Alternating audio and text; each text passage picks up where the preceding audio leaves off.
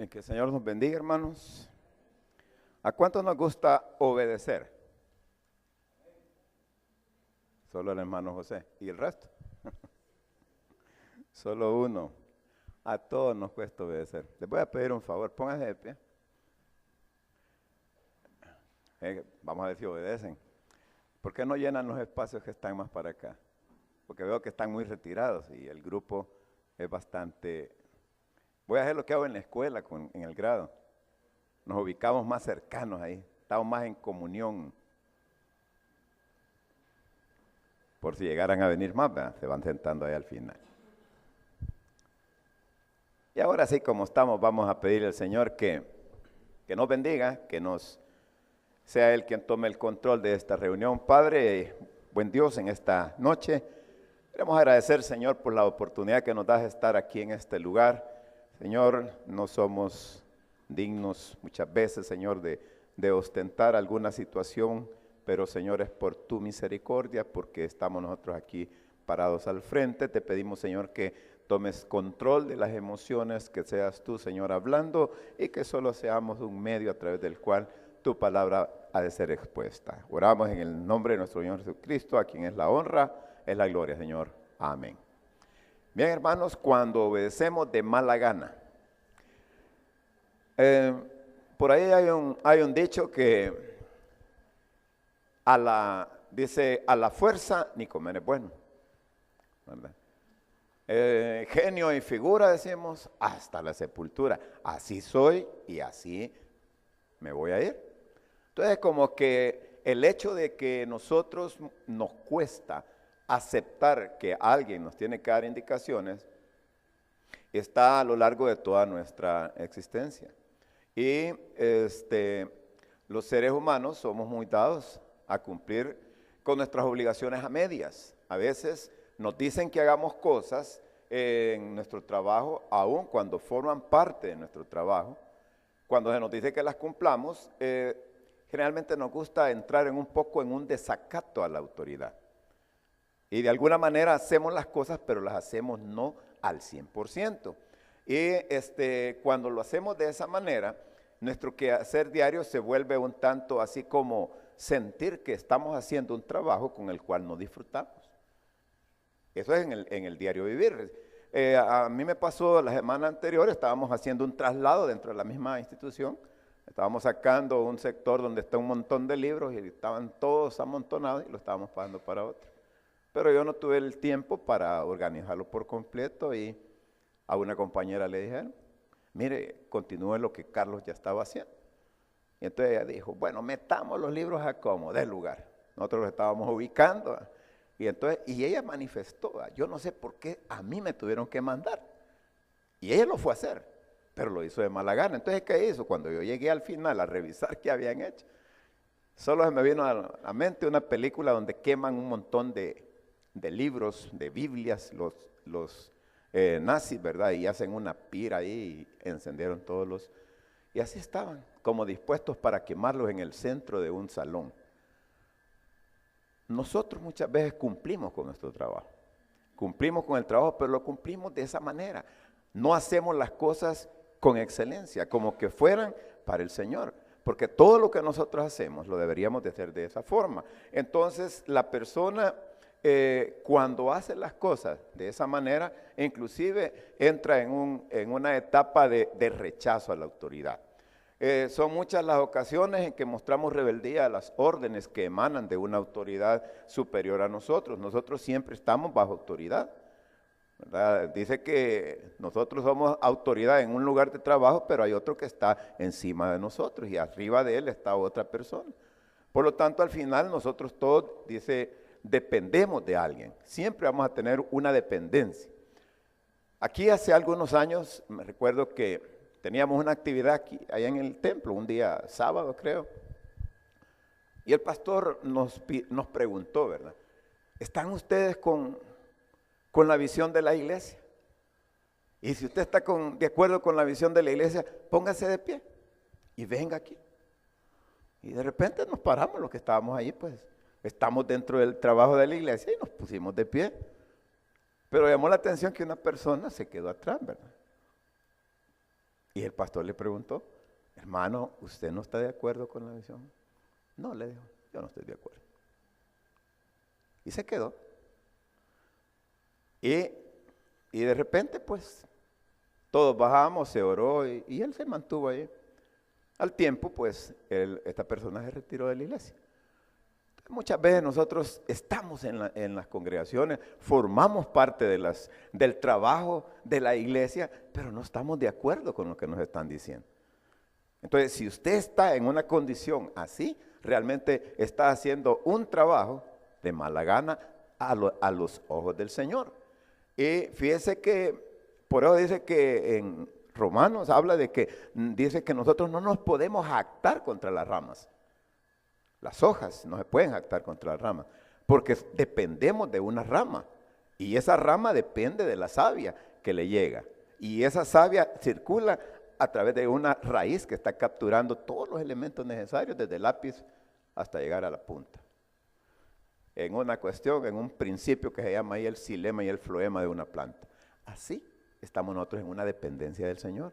Por lo tanto, cada vez que alguien nos dice las cosas, la deberíamos de hacer con aquella situación, decir, es a Dios a quien yo estoy agradando. Fíjese que muchas veces nosotros dice que cuando caemos en actitudes de esa índole, venimos a ser como personas que estamos en desacuerdo, ¿verdad? Estamos en desacato. Un amigo de aquí nos decía, estos son desafectos al sistema, decía.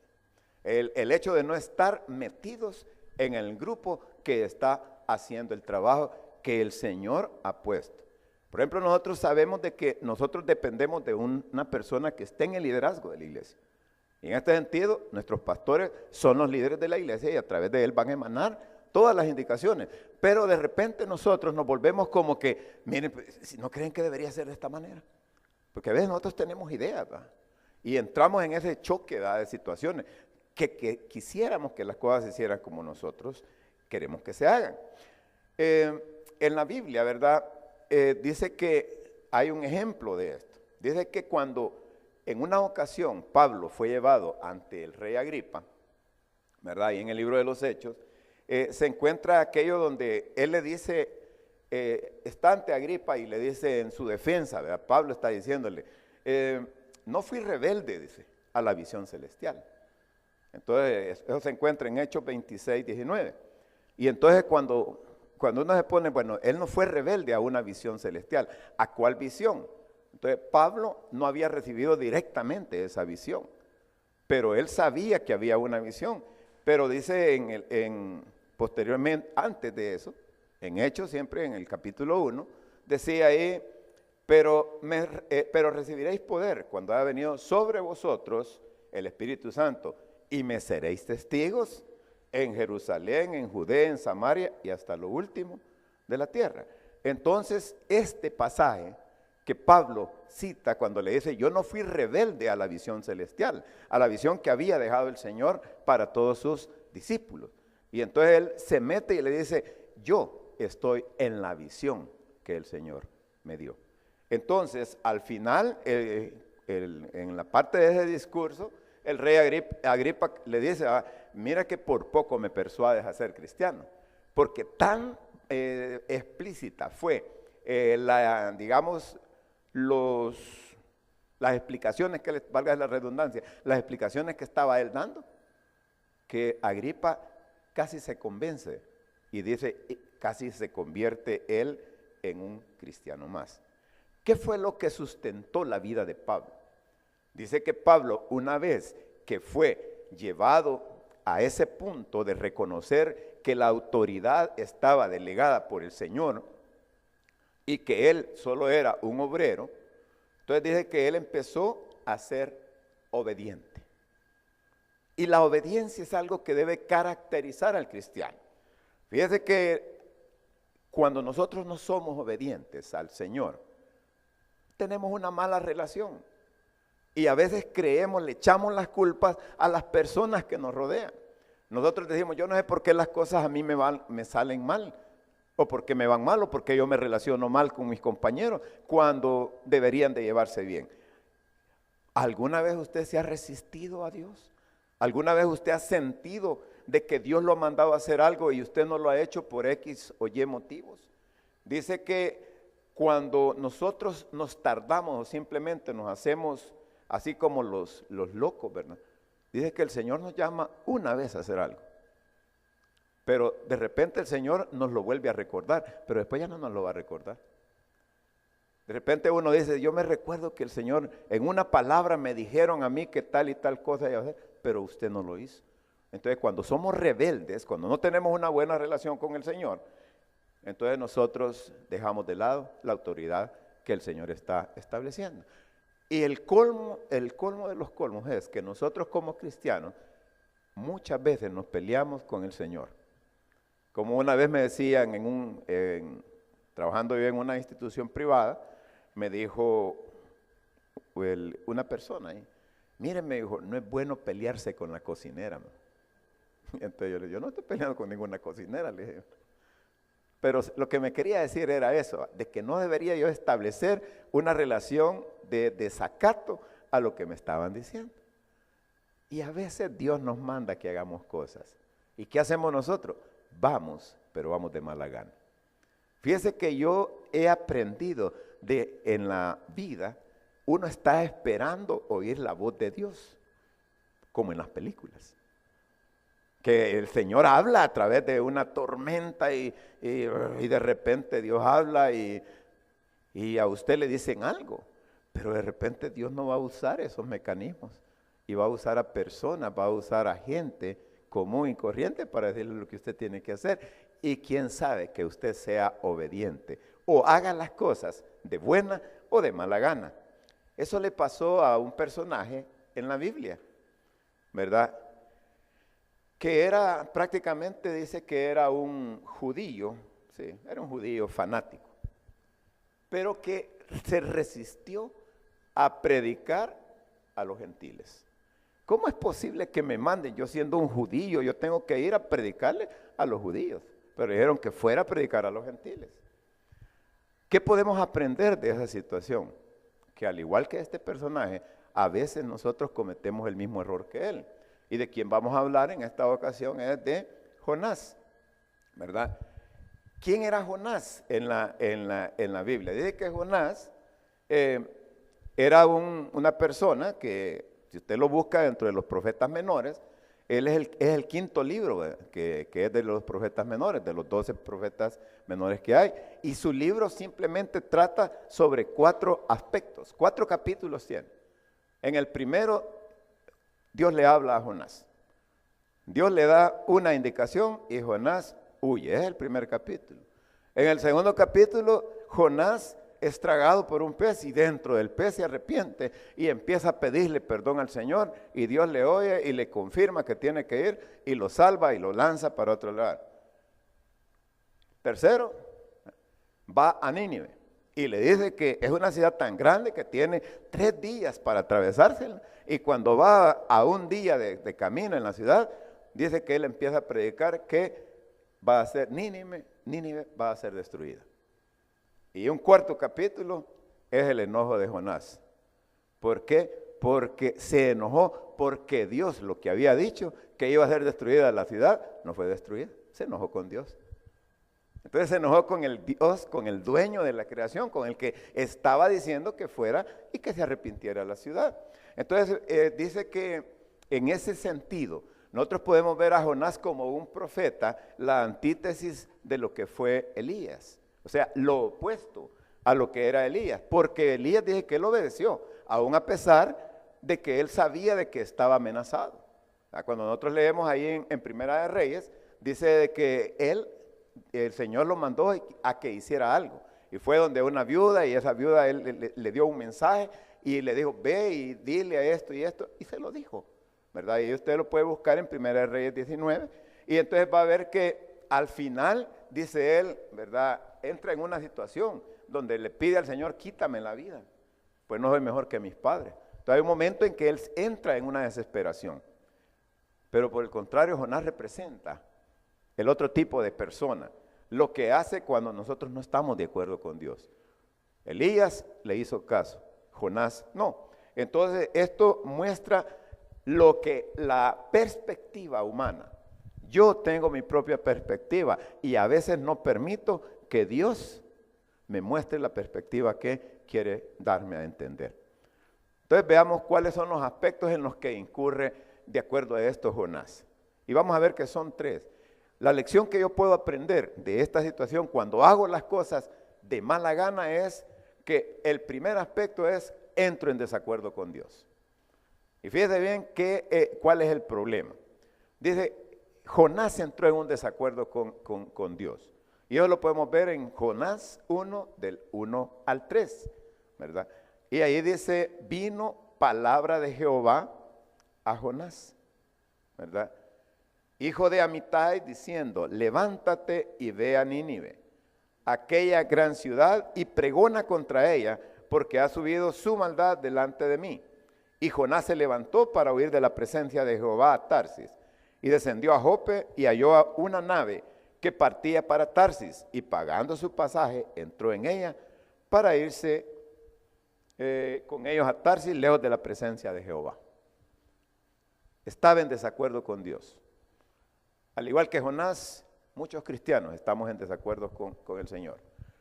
Y entramos dentro de una desobediencia silenciosa.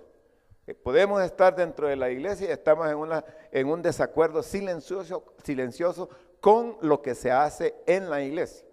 Y eso es atentar contra las autoridades o contra la autoridad que ha delegado el Señor.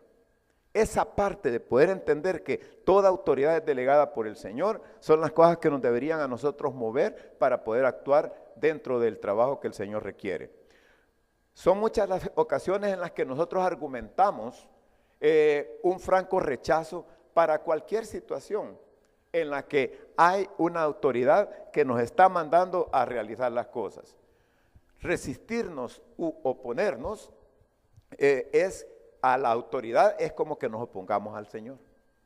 Y esa es la parte. A nosotros a lo mejor no es que recibamos la palabra como la recibió Jonás, ¿verdad? Y que Dios le habló, dice, y le dijo, ve a Nínive. Pero muchas veces nosotros tenemos una persona de la cual dependemos en autoridad. Y cuando nos oponemos a lo establecido por el Señor. Eso es lo que estamos haciendo. Cuando criticamos, cuando en vez de levantar la obra, nosotros mismos la destruimos, entonces estamos en una franca relación de desobediencia para el Señor. Si yo fuera, dicen, si yo fuera tal persona dentro de la iglesia, yo lo haría de esta manera. Fíjate que todos quisiéramos ser alguien en la iglesia para poder cambiar las cosas. Yo no lo haría de esa manera. Si yo fuera, y nosotros mencionamos el nombre, yo no sé por qué lo hacen de esa manera, lo deberían de hacer de mi manera. Pero el Señor tiene a una persona que le ha delegado esa autoridad y la autoridad la recibió nuestro pastor. Entonces, cuando no estamos de acuerdo con lo que se nos dice de parte de la autoridad, estamos en un desacuerdo con el Señor. El segundo aspecto en el que podemos caer, que tenemos una obediencia parcial. O sea, dice ahí en el capítulo 3, Jonás 3, del 1 al 4. Vino palabra de Jehová por segunda vez a Jonás diciendo, levántate y ve a Nínive, aquella gran ciudad, y proclama en ella el mensaje que yo te diré. Y se levantó Jonás y fue a Nínive conforme a la palabra de Jehová, y era Nínive ciudad grande en extremo de 3 días de camino. Y comenzó Jonás a entrar por la ciudad, camino de un día, y predicaba diciendo, de aquí a 40 días Nínive será destruida. ¿Qué hizo Jonás? Jonás fue y fue a dar el mensaje, pero le faltó algo. Él solo dijo, miren, Nínive va a ser destruida, será destruida, pero le faltó un aditivo. Y la parte esencial de todo mensaje es que al final se tiene que hacer el cierre y el mensaje tiene que decir, pero si se arrepienten, Dios los perdonará. Él llevaba juicio sobre la ciudad. Entonces él no hizo completo su trabajo, sino que parcialmente él dijo, no, Dios me dijo que este pueblo va a ser destruido, por lo tanto yo tengo que traer ese mensaje. Pero ahí se parcializó él. Y eso es lo que él quería. Y muchas veces nuestras conclusiones abiertamente son opuestas a las de Dios. Entonces, nosotros muchas veces estamos del lado equivocado y creemos que la conclusión a la que yo he llegado es a la conclusión que Dios quería llegar. Pero Dios tenía un punto más, un paso más adelante al que Jonás estaba viendo. A estas conclusiones erróneas el Nuevo Testamento le llama, dice, fortalezas. Y yo me puse a investigar qué era una fortaleza. Y dentro de las fortalezas pueden estar aquellas cosas que nos impiden ver más allá. ¿Por qué razón? Porque en la antigüedad, por ejemplo, los muros de Jericó eran una fortaleza. Dice que tenía una doble pared, ¿verdad? Si nosotros vemos la gran muralla china, que es la única que se puede ver desde el cielo, dice que esa muralla la hicieron para evitar que los tártaros entraran a China. Eso es la gran muralla, era una fortaleza.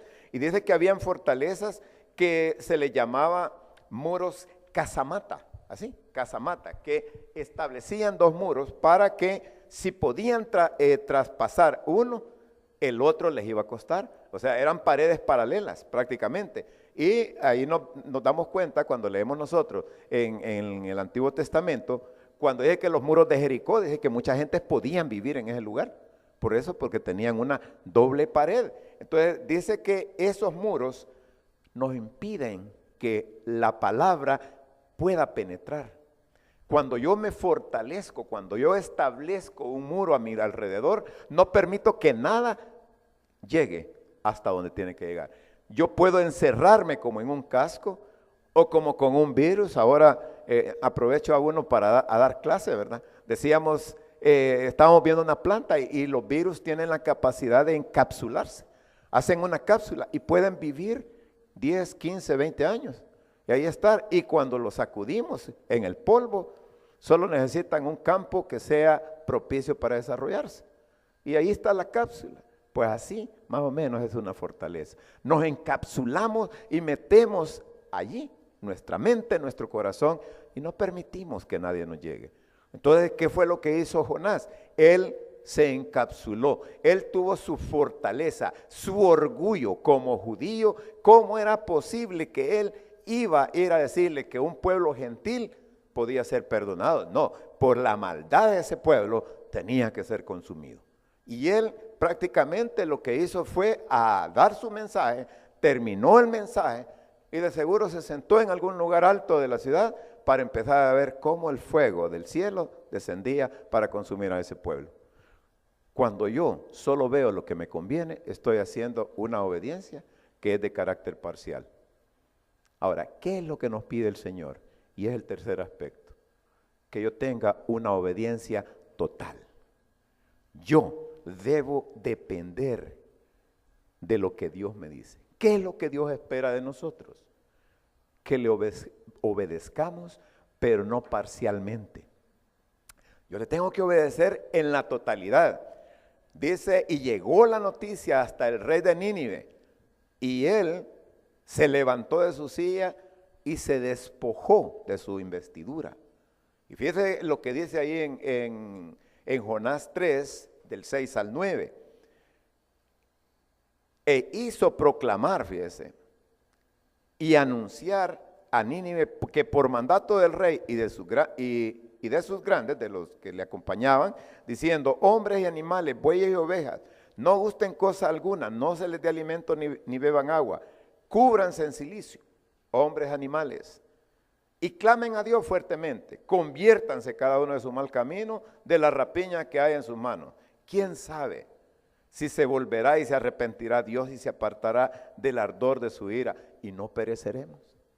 Entonces el rey oyó el mensaje, pero como dice ahí la palabra, Jonás lo que estaba esperando era una destrucción. No esperaba que el pueblo dependiera de esa manera. Entonces el pueblo entero, el rey mandó a que se vistieran en cilicio y en ceniza y que hicieran ayuno y que ninguna, ¿verdad?, persona o animal pudiese comer durante el tiempo que él estableció. Se arrepintieron de toda la maldad que había, porque él dijo, quién sabe si Dios se arrepienta o se eche para atrás de la situación, pero que había anunciado el profeta. Entonces ellos obedecieron totalmente a la palabra que Jonás les estaba diciendo. ¿Qué sucedería si nuestro pueblo hiciera eso? Nosotros, el día de mañana hay una actividad, ¿verdad? Y se proclama que el día de la paz, pero la paz no va a llegar de esa manera. No con una marcha, no con esto, no con lo otro, sino que si se arrepintiere todo un pueblo. Segunda de Crónicas 7:14. Dice la palabra ahí, esto fue un versículo que fue famoso en la época de la guerra. Y decía, si se humillare mi pueblo sobre el cual mi nombre es invocado, y oraren y buscaren mi rostro, y se convirtieren de sus malos caminos, entonces yo iré desde los cielos, y perdonaré sus pecados, y sanaré la tierra. El único requisito que tenemos nosotros para poder cambiar, para poder hacer el trabajo como Dios quiere que nosotros lo hagamos, es que nos humillemos delante de Él. No seamos como Jonás, que hizo un trabajo a medias, que hizo nada más, él tenía algo en su corazón, una actitud, ¿verdad?, que reflejaba lo que había dentro de él, ¿verdad? Como conclusión, nosotros podemos sacar varias conclusiones de lo que vemos en la vida de Jonás, ¿verdad? Que la obediencia siempre nos va a impulsar hacia adelante. Pero, ¿qué sucede con la desobediencia? La desobediencia nos hace retrasarnos. Si Dios nos había puesto en un lugar de privilegio, la desobediencia me va a hacer que yo me vaya hacia atrás. La obediencia es una influencia positiva. Con mi obediencia, los demás van a imitar lo que yo haga. Dice que nosotros podemos decirle a nuestros hijos que hagan que esto, que lo otro, pero más vale el ejemplo que 1000 palabras.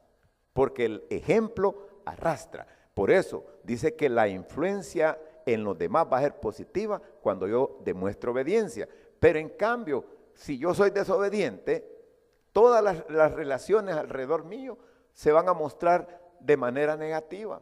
Por lo tanto, todos los que nos rodean vamos a decir que están mal. Y yo voy a decir, bueno, ¿y por qué todos estos actúan de esta manera? Simple y sencillamente porque no estamos siendo obedientes al Señor. La obediencia produce una claridad en nuestras ideas. Y esa claridad nos lleva a hacer las cosas de tal manera que es como el Señor quiere que las hagamos. El carácter del cristiano debe ser un carácter de obediencia total, de una dependencia total al Señor.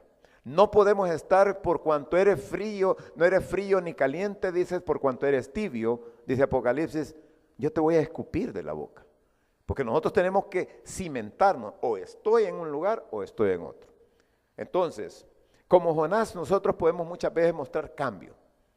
Y podemos tener algún cambio que en la conducta, pero si mi actitud no cambia, no he cambiado nada. Valga ahí una serie de palabras de redundancias, pero la actitud, fíjense bien, es la que debe de cambiar.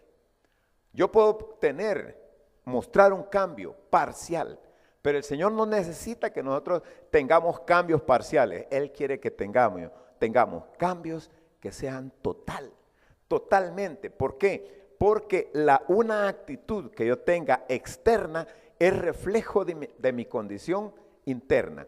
Lo que yo hago normalmente refleja lo que hay dentro de mi ser. Nosotros tenemos la costumbre de que le hayamos a todas las cosas, eso hubiera sido mejor si lo hubiéramos hecho de esta forma. Y quizás deberíamos de empezar por cambiar esa actitud nuestra y poder tener una actitud que sea de total dependencia para el Señor. Nínive cambió, pero quien no cambió fue Jonás, porque Jonás se siguió mordiendo. Él siguió con la situación. Yo no sé por qué el Señor, fíjense que llegó al punto de pensar de que Dios se había equivocado y le reclamó, ¿verdad? Y le reclama, y en el capítulo 4 de Jonás hay una total situación de decirle, Señor, yo te había dicho, por eso te había dicho que no quería ir, porque quién sabe si te ibas a arrepentir. Como quien dice, pues, ¿para qué me mandaste a hacer algo que ya sabías de antemano que iba a suceder? No consumiste a este pueblo. Entonces, hermanos, ¿Cómo es posible que Jonás había recibido una bendición? Él había sido perdonado. A pesar de su desobediencia, fue perdonado. El Señor lo rescató de la muerte. Jonás se enoja con Dios porque no hace lo mismo con los demás. Él dice, a estos los hubiera consumido porque estos sí necesitaban morir.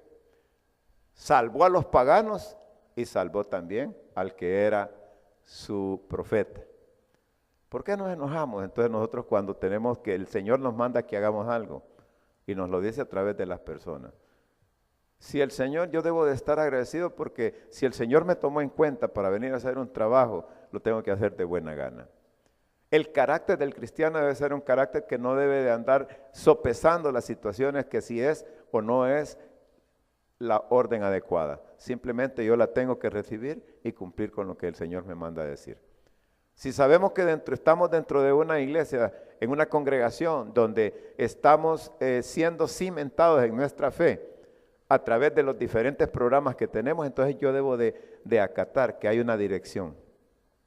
Debo de entender de que ya hay una especie de un formato que yo debo de seguir. Por lo tanto, si yo lo que voy a hacer, lo voy a hacer, tengo que entregarme mi trabajo y todo lo que yo debo de hacer, lo hago como para el Señor. Yo no sé cuál sea el trabajo que cada uno desempeña en sus labores particulares, ¿verdad? Pero cuando hacemos el trabajo con excelencia, lo hacemos de buena gana. Y a lo mejor puede ser que nos toque ir a barrer, a lavar, a planchar o a lo que sea que tengamos que hacer, pero dice que el trabajo lo debemos de hacer como para el Señor, de buena gana. Por lo tanto, si yo logro hacer algo en mi vida, debo darle la gratitud al Señor. Hermanos, pónganse de pie. Dios quiere salvar a su pueblo. El Señor no quiere condenar a su pueblo. Y a lo mejor a nosotros nos ha mandado a que digamos una palabra, que digamos algo, y no lo estamos haciendo. O lo estamos haciendo de mala gana. Pero el Señor en esta noche nos dice que tenemos que ordenarnos. Los paganos, dice en el libro de Jonás, fueron sensibles a la palabra profética. Se sometieron a la voluntad de Dios. Pero fíjese que Dios había visto el valor, el potencial que tenían los hombres y mujeres de Nínive. Quienes no se lo vieron fueron el hombre que Dios había delegado, el profeta de Dios. Él no se dio cuenta, él no lo vio con los ojos del Señor. ¿Qué debo de hacer yo entonces? Yo debo de ver con los ojos del Señor. Le debo de pedir al Señor que me dé esa capacidad de poder apreciar en los demás ese valor que tienen las personas. Y debo de hacer mi trabajo con obediencia a Él, porque sabiendo de que ese trabajo el Señor me lo va a recompensar. Amado Dios, en esta noche